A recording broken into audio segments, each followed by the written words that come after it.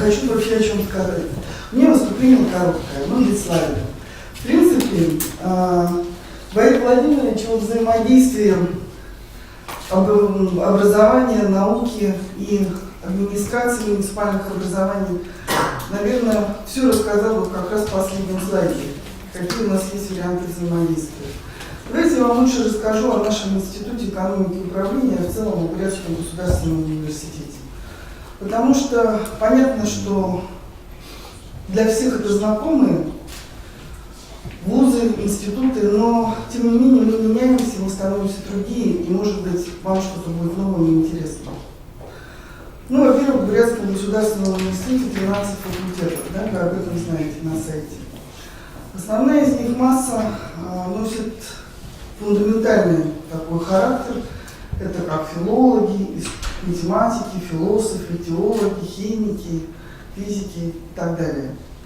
Есть ряд институтов, которые занимаются абсолютно прикладными науками. Это такие как юридический, экономический и факультет, там на физическом факультете есть кафедра автомобилестроения.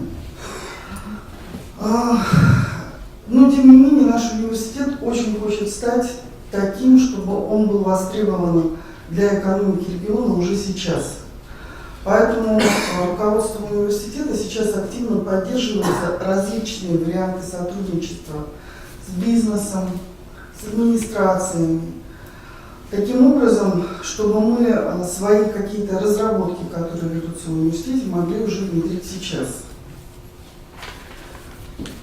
Почему мне кажется, что вы, наверное, об этом предложении уже миллион раз слышали, но я хотела бы, чтобы вы на него обратили внимание еще раз. Сейчас много говорят об индустрии 4.0. Индустрия 4.0, если в отличие от предыдущих индустрий, когда это только био, нано и инфо, еще добавляется когна.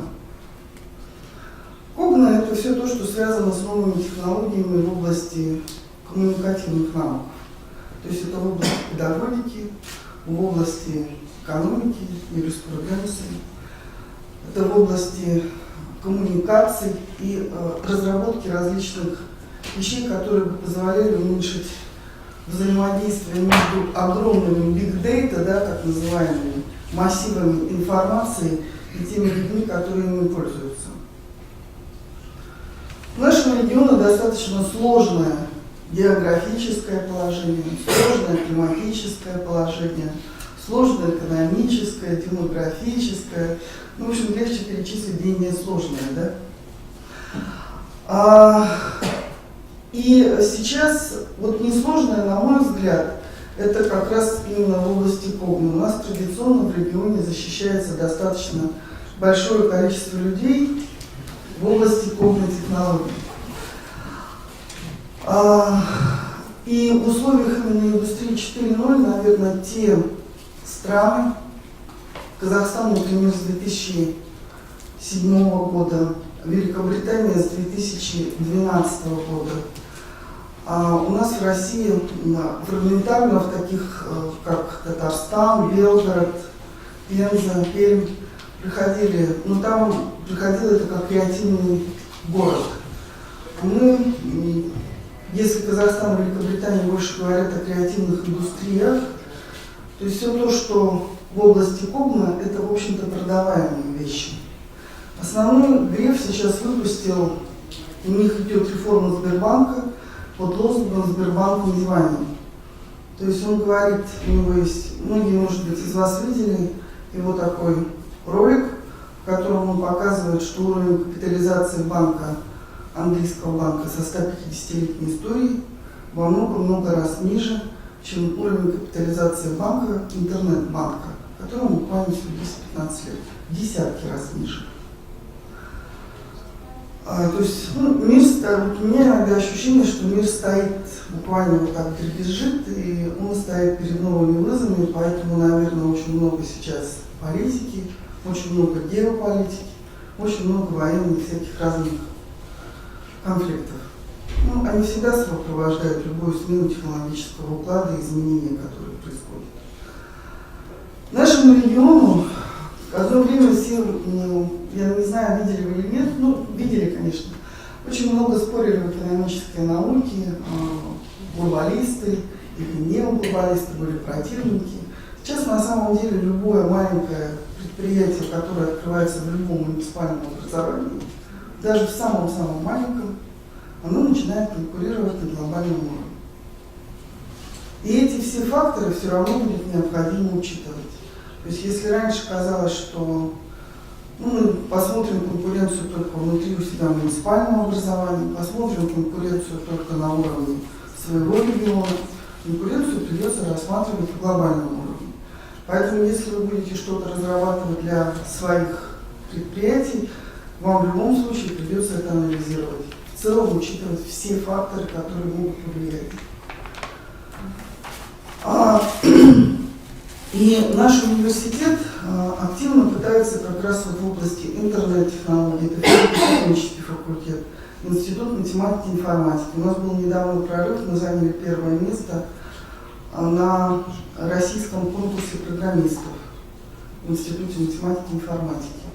То есть очень много старается сделать, чтобы не отстать от того, что сейчас происходит в мире. Но университеты не могут двигаться сами по себе. И сейчас те реформы образования, которые происходили, они университеты очень сильно, буквально через коленку, ломая, заставляли стать близкими реальному сектору экономики. То есть все вузы заставляют делать что? Мы должны в обязательном порядке любую свою образовательную программу высшего образования, бакалавриат, магистратура, даже аспирантура, мы обязаны согласовать с рынком труда, с соответствующими работодателями.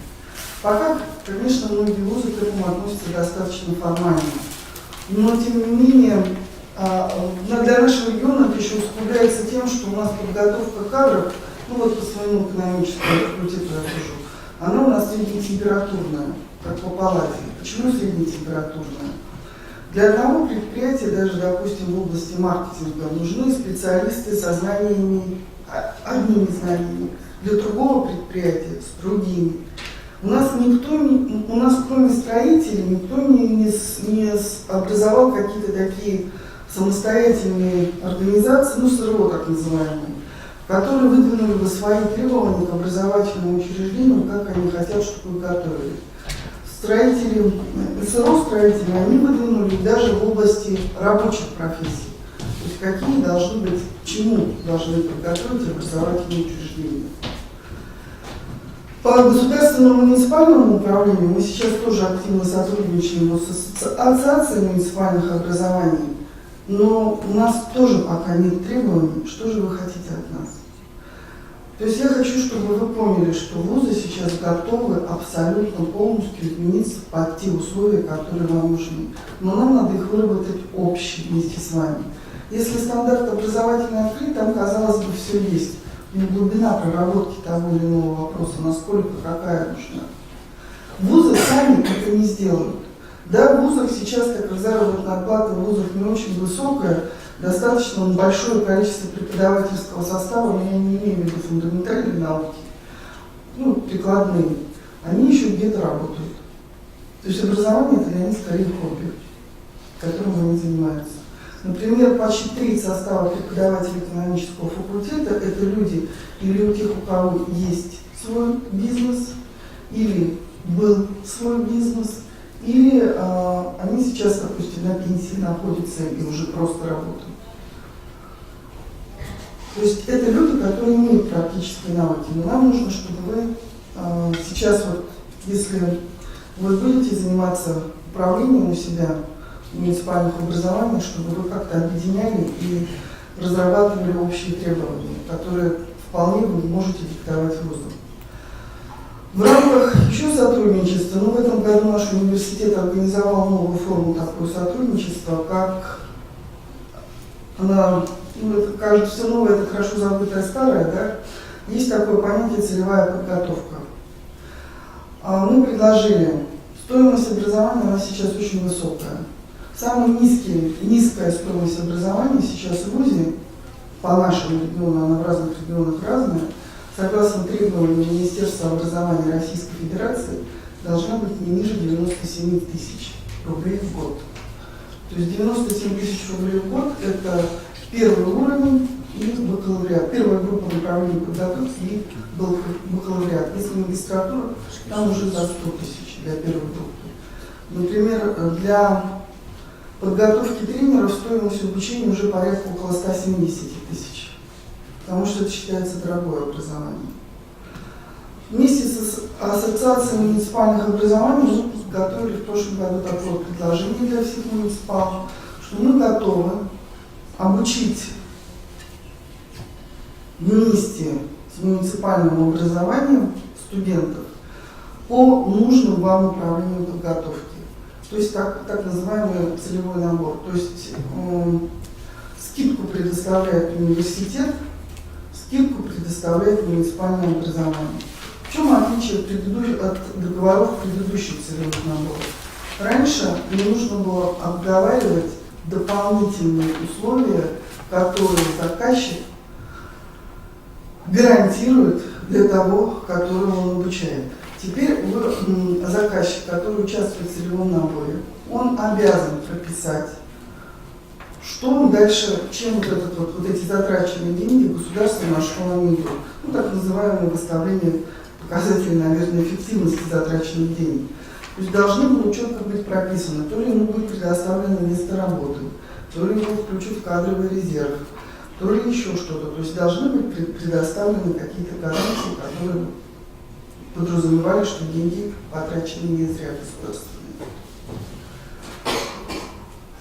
Это вот в рамках целевого набора. Но у нас в этом году в области государственного муниципального управления откликнулось 2 муниципальных образования, в области педагогического образования откликнулось большее количество районов, но тоже не очень много.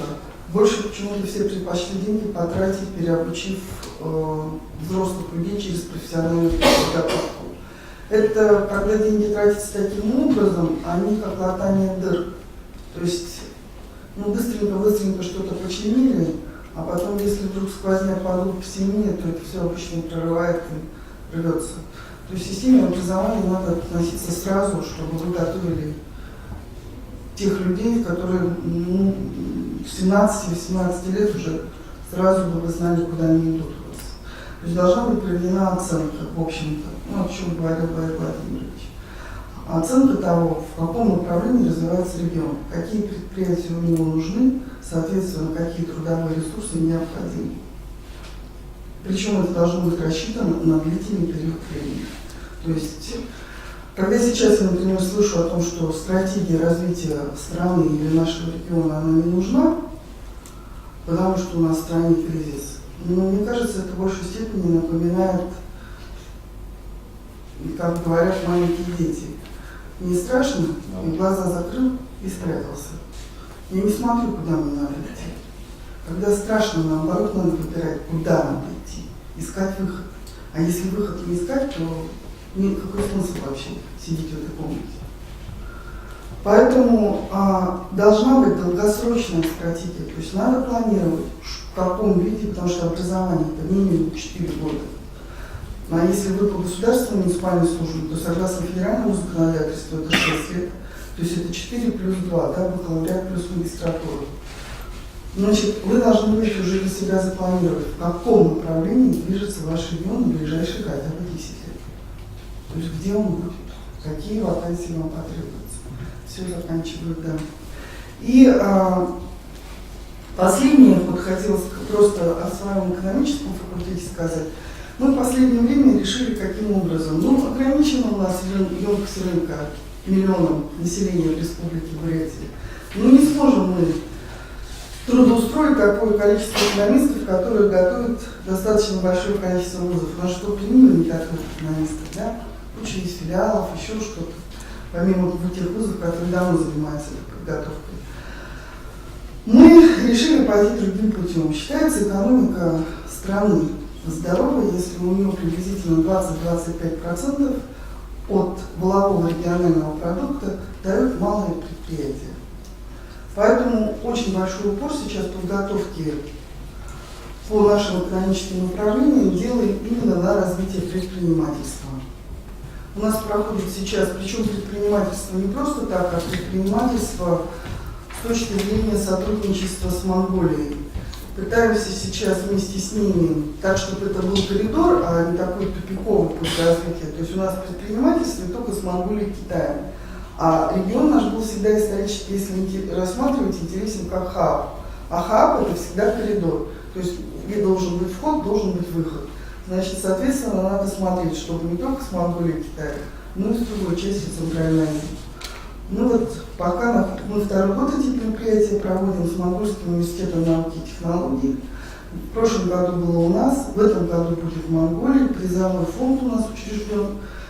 Ну, каждый вуз-участник сбрасывается по 100 тысяч рублей. В прошлом году студентам они были разыграны. Это не венчурные фонды, которые требуют обязательный процент отчислений. Это безвозмездно дается студентам на то, чтобы они маленькие деньги, на то, чтобы студенты попытались создать собственные предприятия.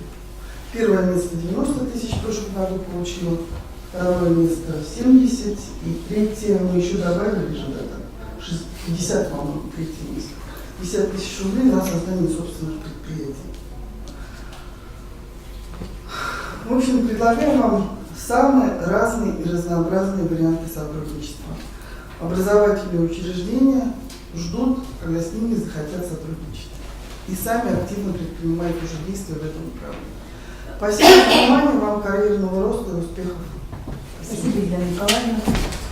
Слово предоставляется заместителю председателя.